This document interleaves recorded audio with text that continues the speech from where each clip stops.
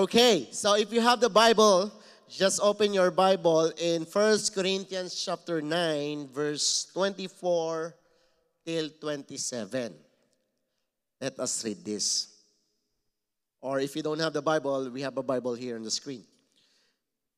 Let me read this. Don't you realize that in a race, tell to your neighbor, in a race, yan, everyone runs. Okay na, ako na lang po. No. But only one person gets the prize. So run to win. Yan, sabi mo sa katabi mo, run to win. Yan. Verse 25, all athletes, all athletes are disciplined in their training. They do it to win a prize that will fade away. But we do it for eternal prize. Verse 26, so I run with a purpose in every step. Tell to your neighbor, run with a purpose. I'm not just shadow boxing. Verse 27, I discipline my body like an athlete, training it to do what it should. Otherwise, I fear that after preaching to others, I myself might be disqualified. Do you know that we are running in the race? Alam niyo ba na nasa race tayo, kapatid? And our topic for our series, we have a new series for this month. And if it is the Lord's will, diretso tong series na to hanggang pagbabalik na ng Lord. No, I'm just kidding. Maybe April. Our series is about the essential. Sabihin mo sa katabi mo, the essential. Yan, essential series. So this morning, my topic is fear of God. Fear of God. Many things are essentials in life. Do you believe maraming mga essentials sa buhay natin? Amen? Pastor, you know what? Rice soup is not essential. Totoo ba yun? Lugaw is not essential. Amen? So, ano ba mga essential sa buhay ng isang tao? Water is essential. Amen? Kung mahilig kang maligo, importante ang tubig. Amen? And according to the study, 4 days of no water, you could possibly die. 4 na araw daw na hindi ka uminom ng tubig, pwede kang mamatay. 4 na araw kang hindi maligo, okay lang. Hallelujah. Pero yung katabi mo, mamamatay. No? No? So, ano pa ang mga essential sa buhay ng tao? Food is also essential. Pagkain, especially for Filipino people. No, bakit? Kasi nga, we eat 5 times a day, including midnight snacks, di ba? Mahilig tayong kumain, kaya nga sabi ng mga ibang lahi, kapag daw tayo ay, walang ibang lahi, no? Tayo lang, okay.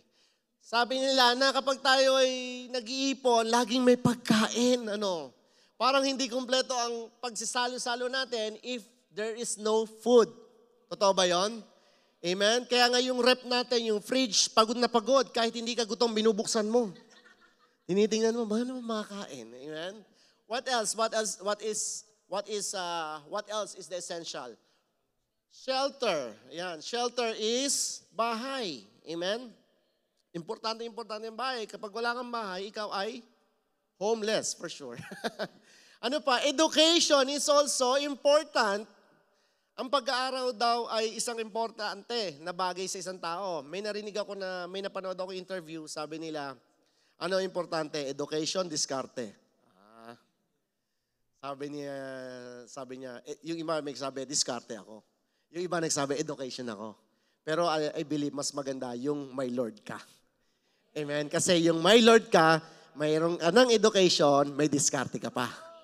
Amen? Amen? Ano pa ang importante? Love life is important. Wow! Love life? Is that true? Love life? Kaya pag walang love life, parang napaka-dry mo. Bakit walang love life? Hallelujah. Totoo ba yan? Pastor, you know what? No, kilay is much more important for me. Kilay is life. Sa mga lalaki, ball is life. Basketball is life. But Jesus is lifer. Hallelujah. Amen? Amen? So when you say essential, I believe it is important for each and every one of us. Importante ito, amen? Kasi bakit? Kasi po, mga kapatid, may epekto to sa atin. May epekto tong mga essentials na to. Kapag wala ka nito, lahat sila importante. Pero magkakaiba lang sila ng weight. Amen? Ibig sabihin, yung food, pag wala kang food, pag hindi ka kumain ng food, patay ka. Amen? Yung house, kapag wala kang bahay, wala kang shelter, it's okay. You're still able to live. Amen? Pero it is also important. Amen? Sabi mo sa tabi mo, amen ang amen, para mabilis tayo. Amen. So as a follower of Christ, I believe, as a follower of Christ, there are also what essential para mag-grow ka. Sabi mo sa katabi mo, may essential para mag-grow ka. Diba? May mga essential. Kasi bakit? Para yung walk natin in God is to become healthy and robust. Alam mo yung robust? Yung strong. Amen? May mga kailangan ka raw gawin. Sabi mo sa katabi mo, may kailangan pala tayong gawin. Hindi mo malang sinabi. Because I believe following Christ is like we are in the race. Di ba? Yung binasa natin kanina, sabi ni Apostle Paul doon, lahat daw tayo ay nasa race. So when you accepted Jesus Christ as your Lord and Savior, then you started to join the race. The moment na tinanggap mo si Jesus Christ as your Lord and Savior, then doon ka na raw nagsisimulang sumama sa race. Sumali sa race. Amen? So as a follower of Christ, kung nasa race ka, as a follower of Christ, we must like an athlete. Hello, no? Kapag daw follower ka ng Christ, dapat daw kapatid, ikinukondisyon mo ang sarili mo like an athlete. Paano ba nagpapakondisyon ng mga atleta, kapatid? Yan ba bago may laban sila, si Manny Pacquiao, bago sila lumaban sa boxing, definitely may conditioning coach to. Di ba tinuturuan siya ng suntok mo, kaliwa kanan, baliktad, kaliwa kanan. O, di ba? Pinapractice niya yung pang dito, abs workout. Kasi bakit? Hindi pwedeng wala siyang training bago lumaban. Kundi, alam mo na ang mangyayari. Ano mangyayari? Talo. So kung ikaw ay nasa race, sabi niya, dun sa binasa natin na una, pakibalik nga po, 1 Corinthians. 2 Corinthians ba yan? Yung 1 Corinthians, pakibalik po. Sabi niya, diretso niyo po. So run to, pakibalik po. Diretso, pakibalik, yan. So run to win. So ibig sabihin, kapatid, kapag sumali ka pag may ginagawa ka, dapat may ini-aim ka. Ano ba ang ini-aim mo ngayong tinanggap mo na si Jesus Christ? What are you aiming for? Anong ini-aim mo? Wala, pastor, ano lang. Makiiyak lang ako kasi wala akong magawa sa buhay. Gusto ko talaga pala iyak ang pamilya namin, pastor. Balita ko sa church nyo, iyakan ng iyakan. Kaya sumama ako dyan, iiyak din ako. Pagandahan ng iyak. No, bakit ka ba sumama? Kasi dapat, bakit nung tinanggap mo si Jesus Christ, anong ini-aim mo? Naalala ko nung 3rd year high school ako, sumali po ako sa CAT. Alam niyo ba yung CAT? Ano po yung CAT? Subject. Hindi, ano yun? Training siya na para siyang ROTC that time. No? Nung high school ako, 3rd year high school ako, pag mag-officer ka, I think citizen army training. No, pagkatapos, sabi nung teacher ko, tinanong ko, sir, sabi ko, pwede ba ako sumali sa mag-officer ako? Sabi nung advisor ko, yes, pwede. Pero, kasi busy ako Sa kalagitnaan, magkukwit ako. Sabi ng teacher ko, kung wala ka naman intention tapusin, huwag ka na sumali. Kasi pangit yung word na quitter. Diba? If you are a quitter, you will be a quitter forever. Lahat na tatakbuhan mo, tatanggihan mo, sasali ka sa una, pero pag nahirapan ka, aayaw ka. So na-challenge ako doon sa sinabi ng teacher ko. Sabi ko, kahit pala absent ako sa CAT, tatapusin ko. Sinabihan ako nung siyempre mahirap po mag-training. Diba? Gigising ka ng umaga, tapos ang dami po namin ginagawa doon, tatakbo kami. Hindi po ako pawisin. Hindi po talaga ako pawisin. Kaya akala po ng mga officer namin, nandadaya ako. Pag nagtatakbuhan, tinitingnan yung pawis ko, ba't may polvo ka pa? Sila takpawis na. Pero hindi nila alam talaga hindi ako pawisin. So akala nila, nandadaya yan, nandadaya. Binabantayan ako mag-training. Di ba? Kaya, tandaan nyo mga kapatid, pag sumali ka sa race, dapat may goal ka. Or else, para ka lang nagsha-shadow boxing. Alam mo yung shadow boxing? Sabi niya, no? Pakibalik. Paki-forward pala, forward. So I run with the purpose in every steps. I'm not just shadow boxing, kapatid. May purpose ka dapat. Ano ang purpose mo? To win the prize. And what is my prize, Pastor? Kailan ko makukuha to? Sa pagbabalik ni Jesus, makukuha mo to. So ibig sabihin, ganun katindi ang race natin? Ganun katindi. Marathon ang race natin. Hindi po sprint. No? Sabihin mo sa atin mo, hindi pa bilisan. Hindi pa bilisan. Ano? Patatagan. Amen? Palaliman. No, patatagan, palaliman. Hindi pabilisan, hindi pabonggahan. Ito po ay palaliman kasi ng pagmamahal. Kasi habang, it's a lifelong process ang journey mo sa Lord. Alam mo yon? Habang tumatagal ka, nababago buhay mo. Di ba parang dati, ba't ganun, Pastor? Unti-unti na akong nababago. Ayaw mo no, nababago ka. For the better, yes. Mas maganda yun kaysa yung worse mo. No? So sinasabi dito ni Apostle Paul, dapat daw tayo may ini-aim. Ano yun? Yung to win the prize. Paano mo makukuha yung prize? You need to have discipline. Discipline is important. Amen? A basketball player, imagine niyo, ang basketball player, kailangan mag-jogging to. Bakit? To stable the stamina. Kasi pag ikaw kahit napakagaling mo mag-layup, nagle-layup ka sa half court, pumapasok, nagpe-fade away dunk ka, di ba? Kung wala kang stamina, wala. Lalabas ka kaagad. Kasi bakit? Sub, coach, katatakbong pa lang. Pagod na ako. Ganun ang mangyayari. Kahit ang galing mo, di ba? Napansin mo may free advertisement tayo ni Kai Soto, no? Ilan si Kai Soto? Yung una siya, nung mga bago-bago siya, ang tangkad niya, ang laki niya, kaso ang problema, walang stamina. Pag sa basketball, malaki ka, nababangga ka, tumatalong ka, nakakapagod yun. So, anong nangyayari? Pag tatakbo ka, wala na siyang stamina, wala na siyang lakas. So, anong nangyayari? Ilalabas na siya ng coach. Kaya, importante sa isang athlete, nagte-training ka. Ano yun? Sa basketball player, jogging is important. Mahirap, madali. Mag-jogging. Pastor, treadmill na nga lang eh. Ang hirap eh. Ang ginagawa ko nga po na motivation, may pagkain na lechon dun eh. Diba? Kasi bakit? Mahirap talaga discipline is very hard. No, they have to undergo training. So it will improve their game day by day. So kung gusto mo na mag-improve ang Christian life mo, you have to have the discipline. Day by day, ang disiplina, no? Ang disiplina, it requires time and effort. Diba? Kailangan mo ng time at effort kasi bakit?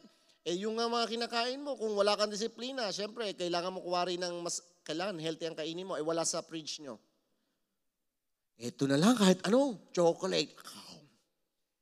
Pero kung may disiplina ka, mag-e-effort kang pumunta sa Sobeys. Pumunta sa Walmart. O pumunta sa kapitbahay nyo, magtingin ng pagkain nila, no? Hallelujah. Amen daw, sabi niya, amen. So being disciple of Jesus Christ, we have to develop skills as well. Bilang isang disipulo ni Jesus Christ, meron ka ring skill na i-develop. Or else, hindi mo tatagalan ang race. We have to find out what are the essential in our walk with God. Amen? Sino rito ang gustong tumagal siya sa kanyang race? Amen? So, kailangan mo na ma-develop at kailangan mong malaman kung ano yung essential sa'yo para ikaw ay lumakas ang iyong, what? Resistensya. No, this morning we will discuss the number 1 essentials. Number 1 lang. Kasi nga series to. Okay ba sa inyo mga kapatid? Number 1, ano to? Which is the fear of God. Ang unang-una, ang essential para tumagal ka sa buhay Kristiyano, kailangan may takot ka sa Diyos. Ano ba tong takot na to, Pastor? Yan ba yung nakakatakot? Wow! Hindi po ito yung fear na parang natatakot ka sa ghost. This is a different fear. This is not the fear na parang mayroon kang fear of heights. Pastor, alam mo kaya hindi ako sumasakay ng aeroplano. Nung pumunta ako ng Canada, nagbarko ako. Kasi may fear of heights ako. Hallelujah. Hindi po ito yon. Hindi po ito yung fear of God na tinatawag natin. No? Hindi po yan yung fear na yon. Ito yung tinatawag na, kasi pag ito hindi yan yung fear na nakakatakot si nanay, so I avoid nanay. Hello? So, kaya nga, Pastor, I have a fear of God, kaya ina-avoid ko ang God. Kasi natatakot ako sa Kanya, so I avoid Him. Hindi po ito yon. Ang fear of God na pinag-uusapan natin dito is fear of God. Ano ito? Is reverence God. Fear, I should say. Ano yun, Pastor? Fear of God is reverence. Ano ibig mo sabihin? What is reverent? No? Reverent. A feeling or an attitude of deep respect. Yung takot na pinag-uusapan natin dito is yung respeto sa Panginoon. Yung may respeto ka sa Lord. Hallelujah. Amen? Ano pa? Yung love mo ang Lord. That is a fear of God. Mahal mo ang Lord. Sino dito mahal ang Lord? Yan, only 1, 2, 3, 4. Wala na yung iba. Ayun, dumami. Di ba? Kasi bakit?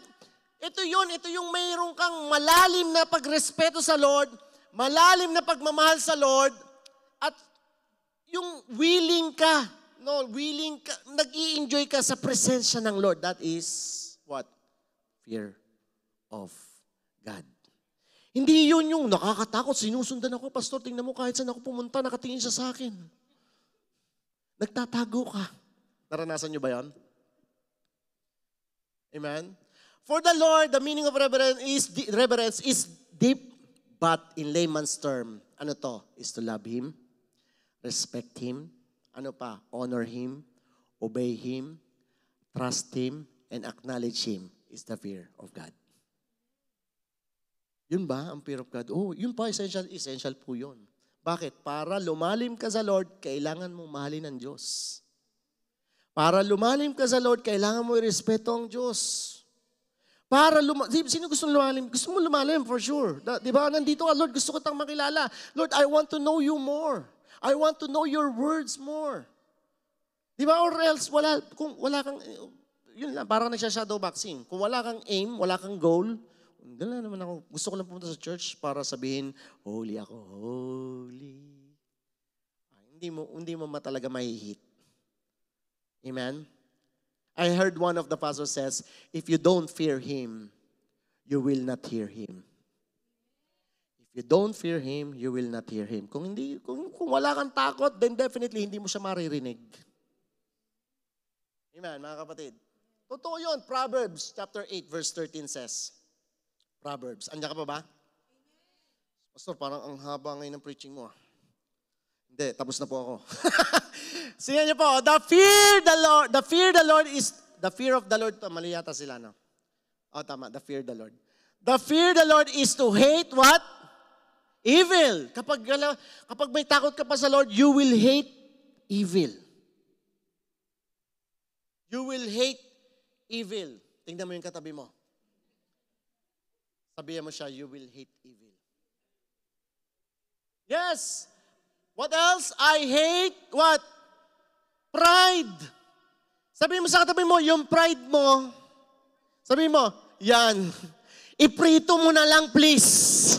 Nabusog ka pa. Hallelujah. You know? I hate pride and arrogance. Alam niyo yung mga tao, mga pride, hindi natututo yan. Kasi bakit? Walang teachable spirit eh. Puro pride.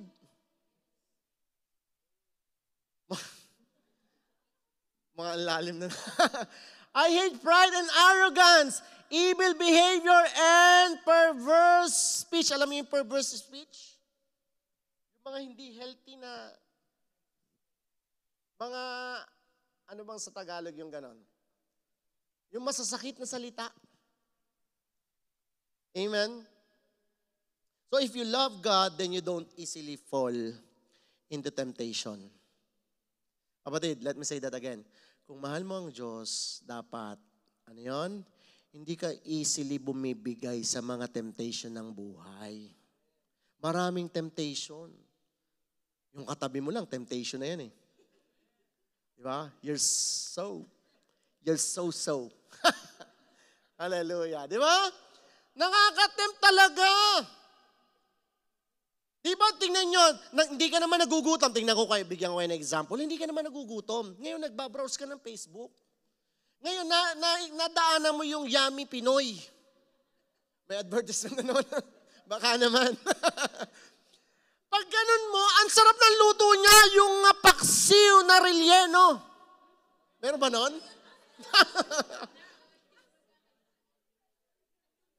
Meron ng ganun ngayon. Di ba dahil ang sarap, sabi mo ngayon, wow, nakakagutom. Ang lakas pong maka-impluwensya ng media, tama? Kaya dapat, tingnan nyo, iiwasan mo rin ang media kasi bakit? Kung yan na nagtetempt sa'yo para magkasala ka. Media ka ng media, kaya alam mo yung mga palabas ngayon, yung mga ganyan, yung lagi nakanguso. Kaya ikaw nanonood ka lang, napapanguso ka rin. Magdidikit ba? Kasi grabe, ang social media is ginagamit na platform na ni Satan yan. Ang lakas makamaneuver yan ng isip. Di ba tingnan nyo, kapag hindi ka takot, manood ka na nakakatakot, mamaya takot ka na. Yoko, samahan mo ko, naiihi ako. Kanina ang tapang mo, ikaw nagsabi sa amin na manood tayo ng nakakatakot. Maganda yan, nakaka-relax. Samahan mo ko, iihi ako. Sige na, please. Kasi bakit? Nakokontrol ang isip mo.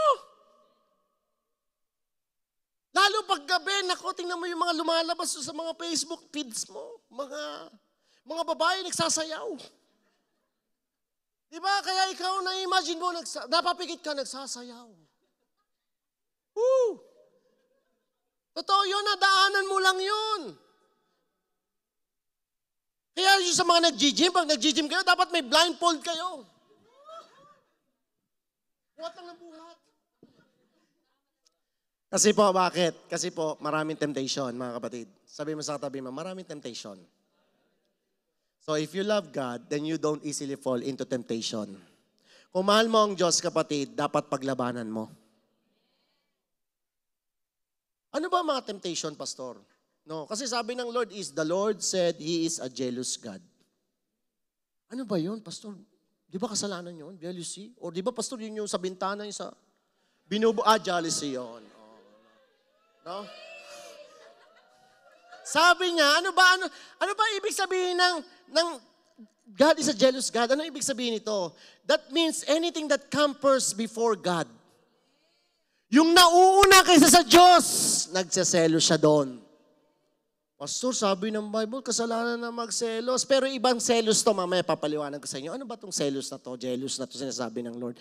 Envy ba to? Oh, yung mga taga-envy, envy talaga yan. New Brunswick, no? Iba po to, no? Ano yun? Ano ba ibig sabihin yung jealous sa Lord, para sa Lord? Ang jealous, when someone gives to another something that rightly belongs to him.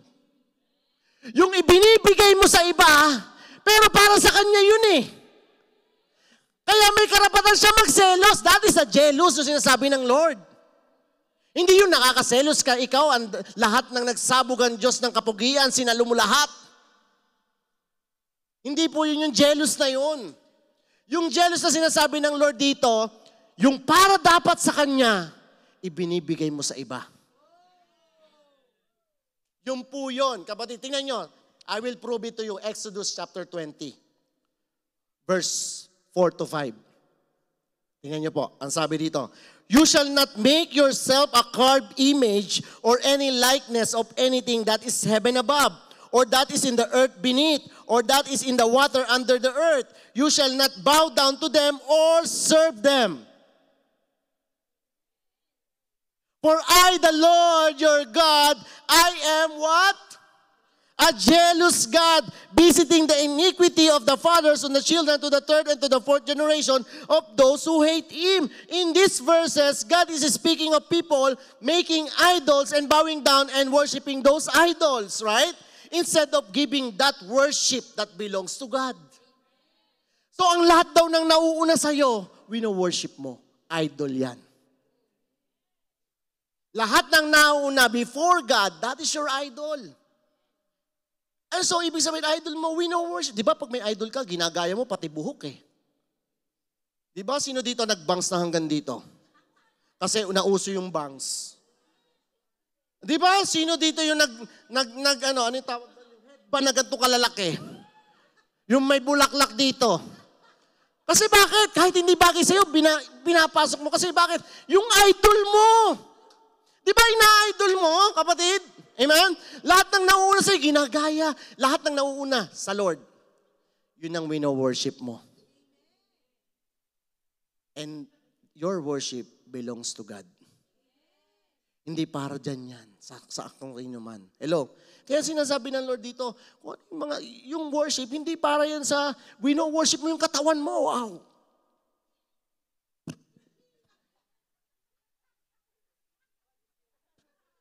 Ganda talaga ng katawan ko, pastor.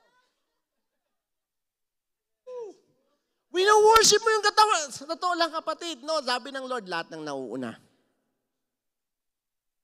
Before Him. That is your idol. And ayaw ng Lord nun. Kasi bakit your worship belongs to Him? Yun yung jealous na sinasabi. Amen? God is possessive of the worship and service that belongs to Him. Possessive siya. Bakit? Kanya yun eh. Bigyan ko ng example. May mag-asawa. May mag-asawa. No? Yung asawa mong babae, kung kani-kanino sumasayaw, woo! Okay lang sa'yo?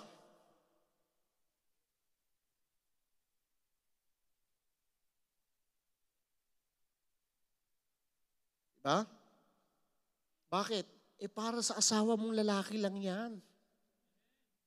Diba? Kaya may karapatan, no? Kaya may karapatang magselos. So kapag nagseselos ka, it's not a sin. Kapag ganun ang selos mo. Nakuha niyo yung difference? Nakuha niyo yung difference? Hindi yan yung selos na dahil marami siyang pera, nagseselos ka. Iba yun nagkakasala ka nun. Kasi bakit? Ba't ka nag-envy sa kanya? Binebless siya ng Lord. Intayin mo yun sa'yo, yung term mo. Iba yun. No? Yung jealous na sinasabi ko rito, yung dapat sa'yo, binibigay sa iba. Yung dapat promotion mo, kinuha ng iba.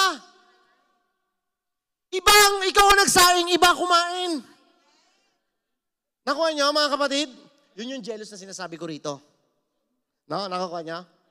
Yung parang, kasi possessive ang Lord dyan eh. Kaya sinasabi niya na, anak, yung worship mo, para sa akin yan. Yung pagsaserve mo, para sa akin yan. Ba't mo binibigay sa mundo? Alam mo, binigyan ka ng Lord ng skills. Di ba? Binigyan ka ng Lord ng skills. Binigyan ka ng Lord ng skills para saan? Ipagamit mo sa mundo? Hindi. Para ipagamit mo sa Kanya. Kaya ikaw kung may skills kang maganda boses mo, ano pa ginagawa mo? Di ba, sawan-sawa na yung mga butiki sa banyo nyo. Tingnan nyo, lumalaki yung stage natin. Bibili pa tayo ng mixer, mga mic na bago para... No, bakit? Para madagdagan ng mic, para pagkanta mo rito. Pastor, alam mo, hindi ako sanay na kumakanta ng hindi naliligo. Di para magligo tayo dito, maglagay tayo ng shower. Praise the Lord.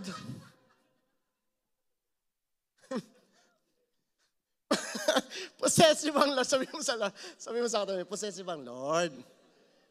Na yung mga bagay sa Kanya, ibigay mo sa Kanya lang. Huwag mong ibibigay sa iba. Amen? That belongs to God. Matthew chapter 22, verse 37 to 38. Tama, 37 to 38. And He said to him, you shall love the Lord your God with all your heart and with all your soul and with all your mind. Ano to? Ito yung greatest commandment. Ano yon? Mahalin mo lang daw ang Lord with all your heart, with all your soul, and with all your mind. Yun ang sabi ng Lord, oh. Wala nang iba. Kung ang number one dapat sa'yo, Lord, hindi kung ano man. Ang number one po sa akin, Pastor, yung sipora ko. Ang mahal ng bili ko doon. Di ba? Ano yung sipora, Pastor? Mga lipstick, no? Naglilipstick yata, Pastor, hindi. Meron lang naligaw sa amin na package. Noong isang linggo, Sephora, sabi ko, ano kaya to? Lingerie siguro to. Kala ko umorder si Pastora, sabi ko, wow! In-apply na ni Pastora ang napag-aralan namin sa couples night. Yung pala, mali ang pangalan ha. Sephora, sabi sa akin, Pastora, lipstick yata. Ganun ba? Sige, dali mo doon. No, when God says He is jealous, no, dapat wag mo ibibigay sa iba yung para sa Lord. Para sa Lord yun eh. Amen? Sa Kanya lang yon. Amen? Yung worship mo para sa Kanya lang yon. Amen? Okay ba? May minatutunan ba tayo mga kapatid? So, if we have fear of the Lord, there are also benefits. Alam mo ba yan kapatid? May benefits kapag natatakot ka sa Lord. No? Kapag nire-respeto mo ang Lord, minamahal mo ang Lord, nagpapagamit ka sa Lord, may benefits. Siya yung kauna-unahang nagkaroon ng friends with benefits. Pastor, ano yan? Nanonood ka ng mga ganon? Hindi. Applicable lang dito. No, kaya that is part of the training for being a Christian, kapatid. Etong fear of the Lord, this is part of the training. Bakit? Kapag may fear of the Lord ka, dito pumapasok ang Lordship. Kasi di ba, natandaan nyo, ang salvation, you have to accept Jesus Christ as your what? Savior and Lord. Anong Savior? Savior, He is your Savior. Sasave ka niya from the depravity, right? Amen? Because we were doomed. Because of our sins. Pero it doesn't stop there. When you accepted Jesus Christ as your Lord and Savior, it doesn't stop. As your Savior, it doesn't stop there. You have to make Jesus Christ as your Lord as well. Ano ibig sabihin nito? Sa Lordship, dito nagkakaroon ng baguhan. Dito magkakaroon ng baguhan ng buhay. Kaya marami sa atin, nai-stuck lang si Jesus as Savior. Bakit? Ayaw magpabago ng buhay. Ang Lordship, that takes a while. Long process. Amen? Paano magsisimula yan? Simulan mo saan? Saan? Dito sa Proverbs chapter 1 verse 7. Ano sabi? The fear of the Lord is the beginning of knowledge. Saan mo simulan? Kasi bakit? Ito ay simula ng knowledge, no? Sabi niya, but fools despise wisdom and instruction. Alam niyo, for me, ang sinasabi rito na may wisdom, na may fear of the Lord ka, kapag pinili mo ang Lord sa buhay mo, nagkaroon ka ng fear of the Lord, that is the wise decision na gagawin mo. Kaya, what? Wisdom. Naniniwala ka ba na that is a wise decision na gagawin mo? Pag inuna mo, nagkaroon ka ng takot sa Lord. And I believe we cannot be truly wise until we know God is and learn to fear with reverence. Ano ibig sabihin, Pastor? Hindi mo makikilala, hindi ka magkakaroon ng fear, ng wisdom kung hindi mo kilala talaga ang Lord. Nakuha niyo? Hindi ka magkaka-wisdom ng totoong wisdom kung hindi mo talaga kilala ang Lord. Ba't sinasabi, Pastor, na may totoong wisdom? Meron bang hindi totoong wisdom mo? That is the foolishness. Wisdom na nagmumula sa mundo. Di ba yung parang minsan na maisip, ang linaw naman sinabi ng Bible, pati hindi niya naintindihan. Pero parang i-interpret niya ang Bible, alam na niya.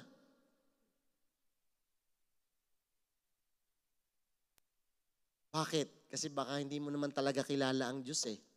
Kasi ang Bible, the way you read the Bible, maraming yan. Hindi lang literal mo binabasa ang Bible. Literally, ine-explain mo. Paano yung sinasabi doon? No? Hindi lahat yan. Kasi yan, babasahin mo according to genre. Ano yun? Iba. Genre ba tawag doon? Yung ano ng mga music? Genre, right? So, ito pong mga scriptures na to, depende sa genre to para maintindihan mo ng maayos. Hindi porke ang genre ng Psalms ay pakanta, no? At susundin, babasahin mo yung Exodus ng same genre. No, hindi mo maintindihan ng tama yun. And this Bible is a collection of books. Kasi ito, marami to, composed of how many books? Ayun, sumobra. Sa ano kaya yung isa?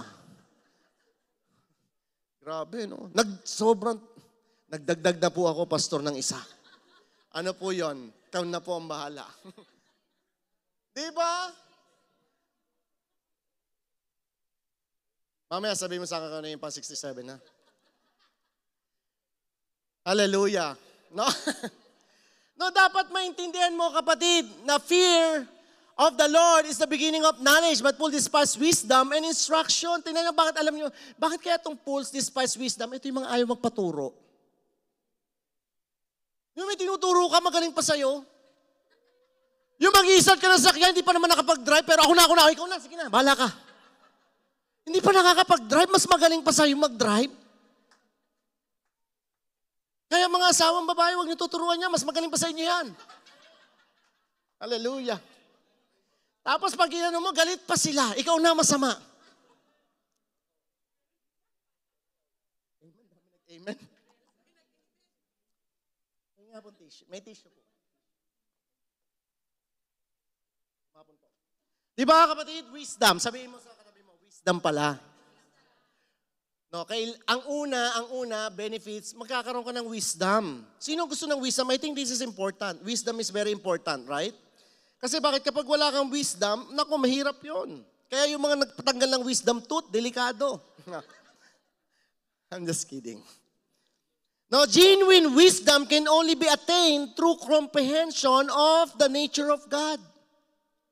Makukuha mo lang daw ang wisdom kapag talagang naintindihan mo ang nature ng Lord. Ano yun? Including His attributes of holiness, justice and righteousness. Kaya pala, minsan kaya walang wisdom. Bakit? Baka hindi mo pa talaga kilala ang Diyos. Di ba? Paano mo makikilala, Pastor? Di ba? Kapag sinabi ng Lord, the Lord will provide. Nagpo-provide ba siya? Kilala mo ba talaga paano siya magpo-provide? Natatandaan ko po sa Dubai, kasi doon, visit visa lang. Pag visit visa, pumunta ka, span lang po ng 2 months. No, nung bago ka dumating, sinasabi mo, God will provide. 1 month, okay pala kasi mahaba pa yung visa mo. Nung parang 1 buwan na lang yung visa mo, sinasabi mo, God will provide. Yes, God will provide. Pagdating ng 2 weeks na lang, my neighbor will provide.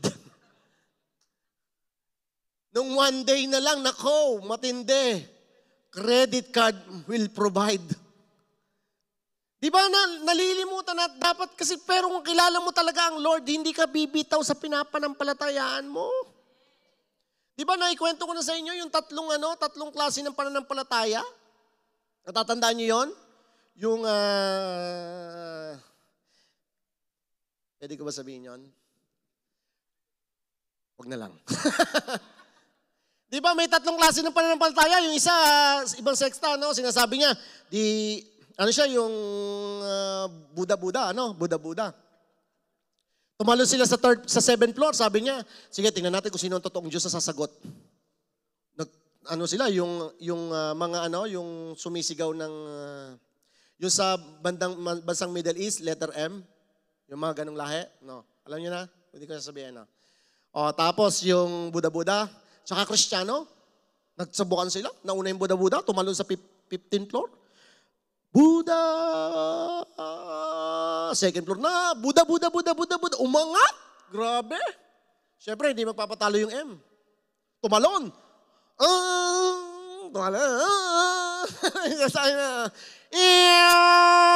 Patay. Kristiyano na. Tumalon. Jesus! 15th floor, Jesus! 14th floor, Jesus! 5th floor, Jesus! 3rd floor, Buddha. Hindi pwedeng ganon. Lumutang. So I believe wisdom is essential to a person's life. If you remember King Solomon, he has wisdom and knowledge alone. Tingnan niyo po si bibilisan ko na. I have only 8 minutes to finish my introduction. 2 Chronicles chapter 1 verse 10 to 11. Ito pong si King. Ito po ang nabuhay na wisest king sa buong mundo. Pinakamatalino. Amen? Tingnan mo yung katabi mo. Kung lumalabas na ang utak. Matalino yan, ibig sabihin. Hallelujah. Tingnan niyo po, now, ito po ang prayer ni Solomon. Now give me wisdom and knowledge that I may go out and come in before these people, for who can judge this great people of yours? So ang dami niyang hihingin, pero ang pinag-pray niya, wisdom and knowledge. How many of you praying for this? Wisdom and knowledge lang. Kasi bakit alam mo, pag may wisdom ka, naku, sabi nga ni Ernie Berong, pag may wisdom, may knowledge, may power. Amen? Solomon was wisest man who lived on the earth. To become wise, you must really trust God in every decision in your life. Ulitin ko ulit. Para maging wise ka, kailangan pagtiwalaan mo ang Diyos sa bawat desisyon na gagawin mo sa buhay mo. Amen? Kasi decision is very important. It could make you or break you, right? At natandaan niyo po, if you trust God, it is not hard for you to obey God. To trust God is very important. No? Bakit? Importante ito. Pero paano ka ba magkakaroon ng trust? Ang importante dyan, makilala mo ang Diyos para magkaroon ka ng trust. Napakahirap pong magtiwala sa taong hindi mo kilala. Kapag hindi mo kilala ang Diyos, kapatid, paano mo pagkakatiwala ang buhay mo sa Kanya? Hello? That's why it's essential to na makilala mo ang Lord talaga. Amen? Kung may fear of the Lord ka, mamali mo siya, kikilalanin mo siya. Tingnan mo si Solomon, no? Ang tindi. Ano hiningi niya? Wisdom and knowledge. Tingnan niyo ito nangyari. Ito sagot ng Lord dito. 2 Chronicles chapter 1 verse 12. Wisdom and knowledge are granted to you, sabi ng Lord, and I will give you bonus. Ano yon? Riches and wealth and honor, such as none of the kings have had who were before you, nor shall any after you have the like. The best. No, sabi ng Lord, dahil napakatalino mo, dahil ang hiningi mo, wisdom. Alam mo, si Solomon, naniniwala ako, ginawa siya ng Lord, may full of wisdom na siya. Bakit niya yun ang hihingiin niya? Wisdom. Kung ikaw, bibigyan ka ng 3 kahilingan, ano hihingin mo ngayon? Lord, tumama ako ng 10 million, maging maayos ako, at mamatay yung katabi ko. Hindi. Yung kaaway ko, I should say. No? Hindi. Di ba? Anong unang hihingiin mo? Wisdom. Oh, may wisdom din si sister. Di ba tingnan niyo si Solomon? Ang unang hiningi niya, wisdom? Lord, bigyan mo ako ng wisdom to govern your people. Kasi sabi niya, batang-bata ako, hindi ko kaya i-govern tong people mo, Lord. So ang kailangan ko, wisdom and knowledge. Sabi ng Lord, dahil hiningi mo ang wisdom and knowledge, at yung mga hindi mo hiningi, ibibigay ko rin sa'yo.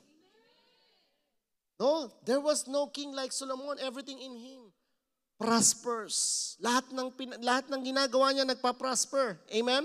That is the benefits of the wisdom. Everything that you will do, it will prosper. Wow, pastor, mukhang ano yan ha. Papunta tayo sa prosperous niyan ha. Lahat ng gagawin mo ko, pastor, magpa-prosper? Oo, syempre, may wisdom ka. Hindi ka hihingi ng hindi according sa will ng Lord. Amen? Hindi ka hihingi syempre ng anything na against sa kalooban ng Lord. Alam mo na mahingi mo, Lord, ibigay mo na lang sa akin siya. Eh may asawa yun, ibibigay ba sa iyo yun ng Lord? Pati yung bata, hindi sumasangayon. That is true. Everything you do will prosper kasi bakit? May wisdom ka ng Lord. Kaya minsan parang ang dami ko naiisip na business idea kasi bakit? That is the wisdom coming from the Lord. Pastor, ito ba yung ano? Yung iba yung wisdom na yung nanggugulang ka. Iba yon. Napakagulang mo, ang grabe ang wisdom mo, no? Yung parang wala ka pa namang anak pero parent ka na. Ano ibig sabihin? Magulang. Hallelujah. Amen. Matthew chapter 7 verse 24. Therefore, everyone who hears these words of mine, ito po, kapatid, sa Bible, ang mga sinasabing may wisdom at wise, ito lang po. Matthew chapter 7 verse 24. Therefore, everyone who hears these words of mine and puts them into practice is like a wise man who built his house on the rock. Gusto mo ma-consider kang wise man? Parang wala na, dalawa na lang. Dalawa na lang po. No? Kailangan, you have to practice what you preach. You have to practice what you've learned, I should say. Ayan o, sabi ng Bible, ang lahat daw ng nagpa-practice ng mga natututunan niya sa word ng Lord, they considered what? Wise. Amen? So gusto mo maging wise? Practice ang sinasabi ng Bible. Amen? Parang wala nang gusto mag-practice. No? Proverbs chapter 10 verse 27. The fear of the Lord, eto na. The fear of the Lord adds length to life, but the years of the wicked are cut short. So ano pa? Ano pa? Sabi niya, the fear of the Lord, ano pa? What? It adds length to life. Sino dito? Long and satisfying life. Yung 98 years old ka na, nagja-jogging ka pa. Yung 98 years old ka na, grabe ka pa sa fast break sa basketball. Oh, bili mo rito! Sino yung gusto ng ganon? Yung 90, pag sinabi mo kasing long, maraming long ang buhay. Pero ang problema, hindi satisfying. Ano ibig sabihin? Long nga ang buhay, nasa bed naman, may tubo. Pag sinabi mong long ang buhay and satisfying, yung malakas ka. 60 years old ka na, pero parang grabe ka magbuhat ng...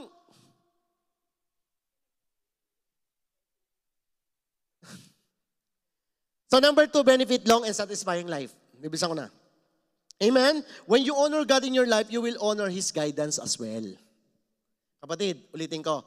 When you honor God in your life, you will honor His guidance as well, which would lead to long and satisfying life.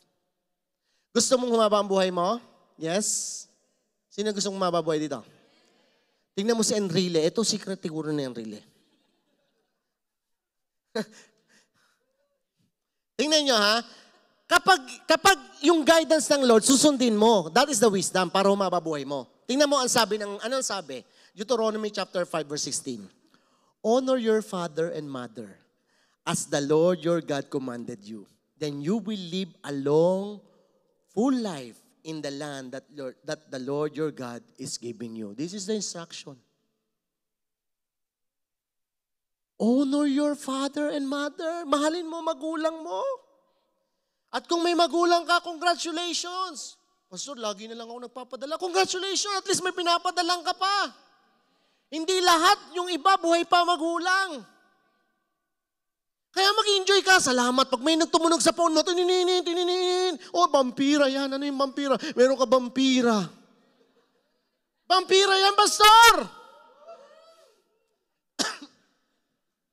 Iba mo perspective mo. Hallelujah. Salamat sa Diyos. Bakit may malakas akong magulang?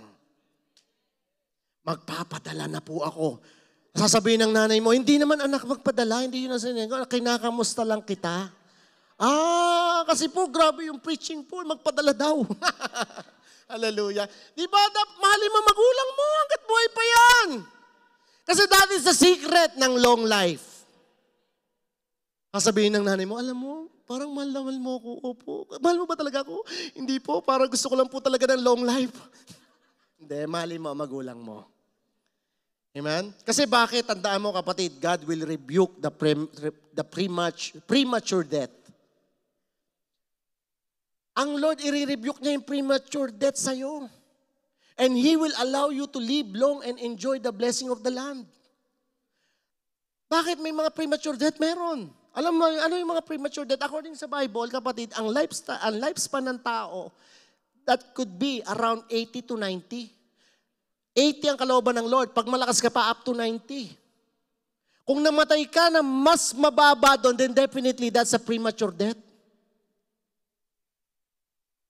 Hello? So, i-rebuke ng Lord yun. Tingnan niyo si Job. Kilala niyo si Job? Si Job, ano sabi niya? Ano sabi ng Lord kay Satan? Sabi ni Satan doon, saan ka galing? Sabi ng Lord. Sabi, nag-roam around sa earth. Oh, did you consider my son Job? He was blameless. O sabi niya, hindi. Sabi niya, kaya ka lang naman ganyan siya dahil, binebless mo siya. Ano sabi ng Lord sa kanya? Sige, test mo siya. Pero spare his life. Ibig sabihin, hindi papayag ang Lord na kunin ka na. Lalo na kung hindi ka pa ready. Kaya kung may problema ka, masaya yan. Bakit? Ibig sabihin, hindi ka pa kukunin ng Lord. Kapag wala ka ng problema, delikado yan.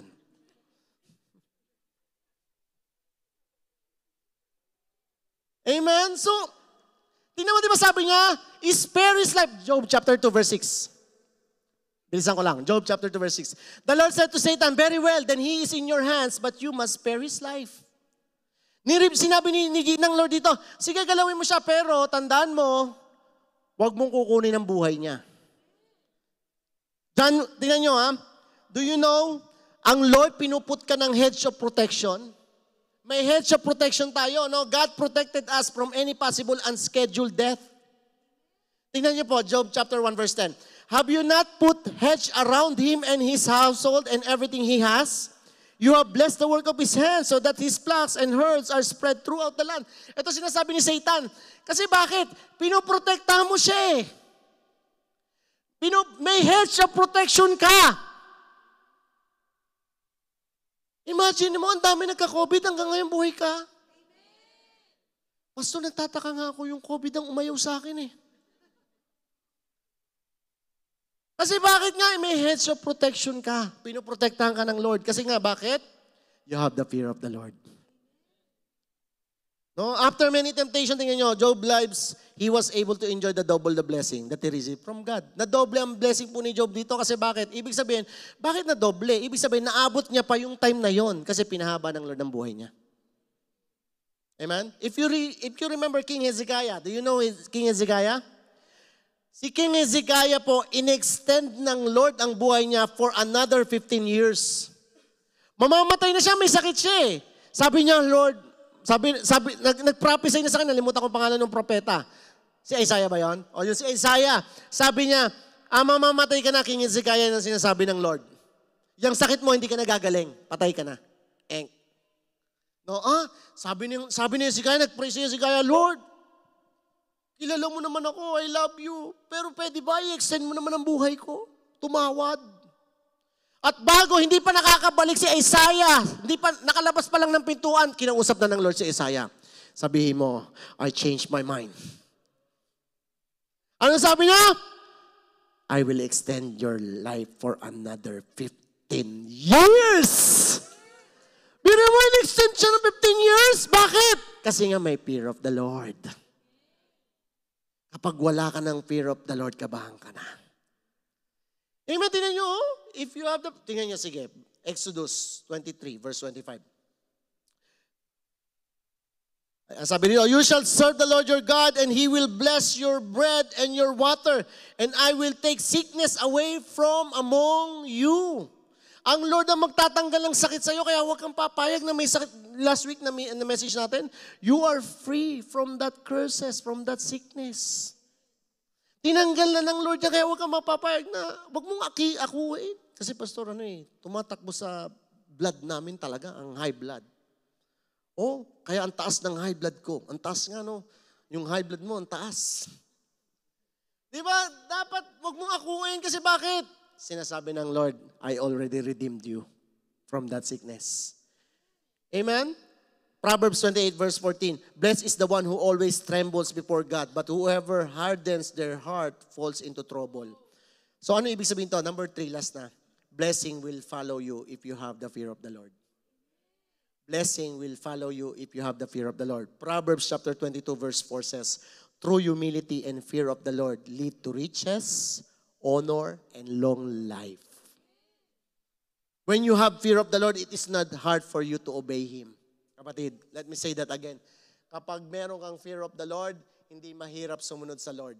That makes you blessed when you obey God. Do you believe on that? Kapag sumunod ka sa Lord, it will make you blessed. Do you still remember Abraham? Gaano kahirap kay Abraham ibigay si Isaac? Alam niyo ba kung gaano katagal ni Abraham inintay si Isaac?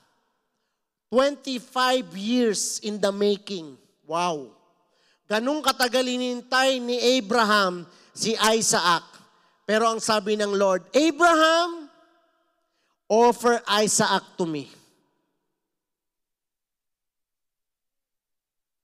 Pastor, alam mo ba kung gaano ko inintay na magkaroon ng ganito? Tapos ipa-offer lang ng Lord? No way, over my dead body. Okay, di ikaw. Hello? 25 years, he was still willing to obey God. That's why si Abraham is a father of faith. Pero mo, 25 years niyang inintay. Yung possession niya. Tapos kinukuha ng Lord, parang Lord, ang labo mo naman. Ikaw ang nagbigay nito. Yun nga, sabi ng Lord, yun nga ang point ko. Ako nagbigay niyan. O tapos kukunin mo, kung ako nagbigay niyan, kaya ko ulit magbigay sa'yo ng ganyan. Kaya ko ulit magbigay sa'yo niyan, then bakit mo hinohold sa Lord yan? Kung ina-acknowledge mo na galing naman sa Lord to eh. Kung hinihingi niya, ibigay mo. Ang masama si Satan ang humihingi sa'yo. Amen? Tingnan mo, in return, God blessed him with so many things up to the 4th generation. Hanggang 4 na generation na bless sa kanya. In fact, kasama tayo dun eh. Di ba pag kumonect ka sa faith, sabi nga, connected ka sa Abraham's blessing. According to your faith. Pastor, ano ba pinag-uusapan natin na blessing dito sa obedience? Parang lokohan naman, Deuteronomy 28 verse 1 to 2. Mabilis na po, last na ako, tapos na to. Sabi dito, if you fully obey the Lord your God and carefully follow all His commands I give you today, the Lord your God will set you high above all the nation on the earth. All this blessing will come on you and accompany you if you obey the Lord your God. Hallelujah. Ano kayang blessing to? Gusto niyo pa ba? Diretso ko pa? Time, ano na ako eh. Tapos na oras ko eh. Okay pa? Okay sa inyo? Okay, sabi niya na. Mabilis lang. 3 to 14, basahin natin na mabilis to. Ano una? Ano sabi? If you fully obey the Lord your God. It is obedience, right? Sabi niya, if you happily obey God, tama ba? Ano sabi? Fully, ibig sabihin, complete, ibig sabihin, buo. Amen? Amen? Hindi mo pwedeng ibigay ang puso mo ng half ka lang.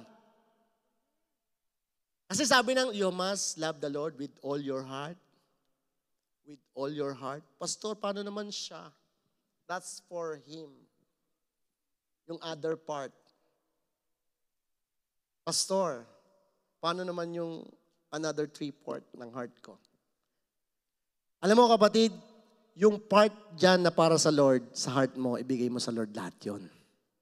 Huwag mo nang hatiin. Kasi bakit? Sabi niya, ano sabi niya? If you fully obey the Lord your heart and your God and carefully follow His command. Ito na. All this blessing will come to you. Ano to? You will be blessed in the city and blessed in the country. Ano ibig sabihin yan? Kahit anong city ka raw pumunta, kapag dinadala ka ng Lord doon, pagpapalain ka. Pastor, parang too good to be true yun na I don't know about you. But kung titingnan mo yung mga iba rito, sumunod sa Lord, pinagpala ng Lord. Pagdating pa lang sa New Brunswick, ang offer sa kanya doon, supervisor, dito, manager. Ang binibigay sa kanya doon sa bansa kung saan siya dapat nandun, ang binibigay sa kanya, second hand na sasakyan. Pagdating niya rito, brand new car. Kasi baka yun ang sabi ng Lord pangako niya yun Ano sabi niya? You will be blessed in the city and blessed in the country. So, ibig sabihin, kahit ano pang city yan, kahit maliit na city yan, kapag dinadala ka ng Lord doon, pagpapalay ka kasi susunod ka sa Kanya. Ano pa? Bless. Number 4. Bilisan natin ng konti. The fruit of your womb will be blessed. Wow, sino dito gustong mga anak, mabuntis? Make sure na may asawa kayo, ha? Mahirap yung mabuntis na walang asawa. The fruit of your womb will be blessed, and the crops of your land, and the young of your livestock, and the calves of your herds, and the lambs of your flocks are all blessed. Hallelujah. Nakuha nyo ba? Diretso mo pa. Your basket and your needy true will be blessed. Alam mo, ibig sabihin ng basket, yung bread and butter na pinagkakakitaan mo, that is your basket. Kaya yung company mo ngayon, Pastor, balita ko, ganito daw mangyayari. Kung dinadala ka ng Lord dyan, hindi ka tatanggalin ng Lord dyan. At kung dinadala ka dyan ng Lord, pagbutihin mo lang, pagpapalain ka ng Lord dyan. Maging good steward ka kasi bakit binigay ng Lord sa iyo yan? Amen. Malay mo na pagdating na panahon, yung pala magbibigay ng increase sa iyo. Bakit gano'n? Tatanggalan sila ako, increase. Hallelujah. Kasi bakit? Ang Lord ang nagdala sa iyo dyan Amen. This is number 6. You will be blessed when you come in and blessed when you go out. Grabe. Walang tabig-kabigin dito. Pag umalis ako, bless ako. Pag lumabas ako, pag pumasok ako, bless din ako. Ibig sabihin, lumabas ako sa Pilipinas, bless ako. At pumasok ako sa Canada, bless din ako. Hindi na babago. Pastor, parang ano yan prosperity yata yan Ano yung number 1? May gagawin ka bago mo makuha to. Amen? Ano yon? You have to obey. And again, sabi ko nga, fear of the Lord. No, kailangan natin to kasi bakit? Masarap kunin to. Ibig sabihin, Pastor, yan ang nawawala sa amin pag hindi kami nag-obey? Oo, sad to say. Pastor, ibig sabihin pala, ang tagal ko na nagpo-procrastinate mag-obey. Ang tagal ko nang hinohold to. Diretso mo. Hanggang Revelation to. The Lord will grant that the enemies who rise up against you will be defeated before. Tingnan nyo, pati yung kaaway mo, huwag mo siyang problemahin, pag-pray mo na lang. Alam mo, sabi niya, ako na bahala sa kaaway mo. The battle is not yours, but God. Pastor, pati yun ang nalimusta sa akin. Oo, pati siya. Pati yung wala na lang ginagawa, kundi pina-power trip niya ako. Basta pag-pray mo siya, na-bless siya ng Lord. Kasi si Lord na ang bahala sa kanya. Di ba maganda yun? Kaysa naman ikaw namumblema, sana na nga, nakakainis na talaga yan. Bata-bata mo pa, 30 years old ka pa lang, para ka na 60 years old. Kasi nga, ang dami mong kaaway. Pero sabi ng Lord, ako na bahala sa kaaway mo. Anong gagawin mo? Susunod ka lang. Next. Then they will come out, you from one direction, but flee from you in 7. Verse 8. The Lord will send a blessing on you. Wow! Kanino galing ang blessing? Sa company? Sa Canada? Kay Trudeau? Sa kasama mo? Kanino galing? The Lord will send a blessing on your barns and on everything you put your hand to. Grabe, ito yung sinasabi na all the works of your hands will be blessed. Lahat ng hawakan mo, Lord, lahat ng hawakan ko nagpa-flourish. Oh, sino ba ako? Kaya sabi ni Job, who am I? Si Job ba yun? Si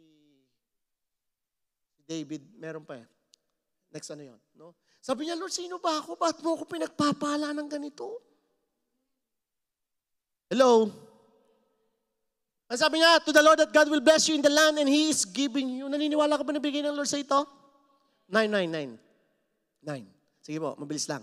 The Lord will establish you as His holy people as He promised you on oath if you keep the commands of the Lord your God and walk in obedience to Him. Inulit-ulit po. Kapag daw, hanggang 14 po yan, sige, diretso. Then all the people on earth will see that you are called by the name of the Lord and they will fear you. Eto nyo mo, sinasabi ng Lord sa iyo niyan, mawi-witness ng mga tao na kung paano ka sinasamahan ng Lord. Grabe, no, sabi, ba't ganun kararating niya lang sa Canada pero nakabili ng ganito, nakabili ng ganyan? Bakit kaya? Sabi mo, sama ka sa akin sa Sunday. May secret ako. Hindi ako pwede no Sunday, may work ako. O di sama ka sa akin sa Bible study, sa cell group. Hindi rin ako pwede. Kailan ka pwede? Hindi ko alam. O sige, bahala ka sa buhay mo. No. Then all the people on earth will see that you are called by the name of the Lord. Gusto mo ng blessing pero wala kang time sa Lord?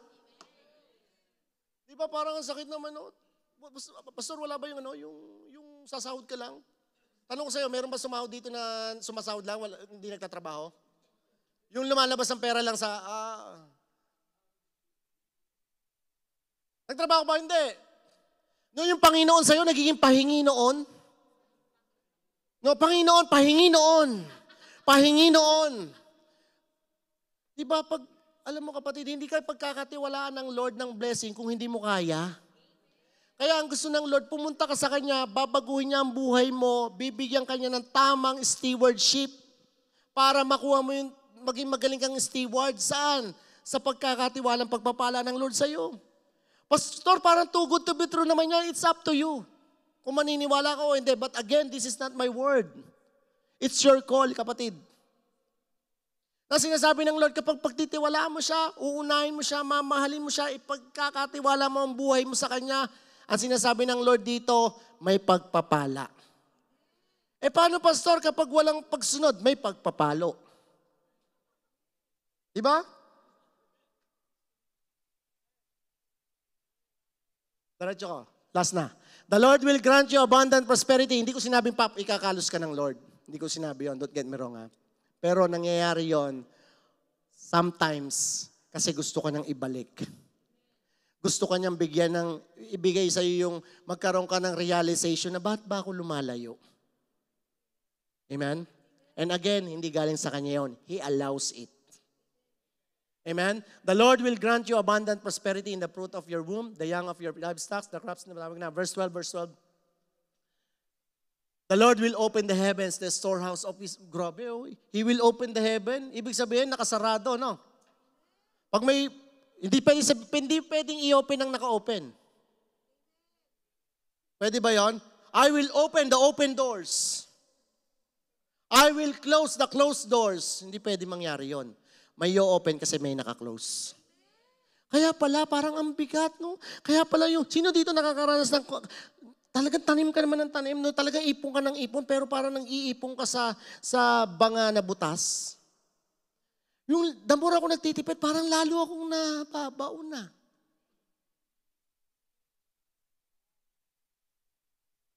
Kasi baka may nakasara. Meron po, Pastor, yung mga tenga namin ngayon sumasara. Now, the Lord will open the heavens, the storehouse of His bounty, to send rain on your land in the season and to bless all the work of your hands. You will lend to many. Grabe, oh. Hindi na ikaw ang mangungutang. Ikaw na magpapautang. Sino yung gusto ng ganon?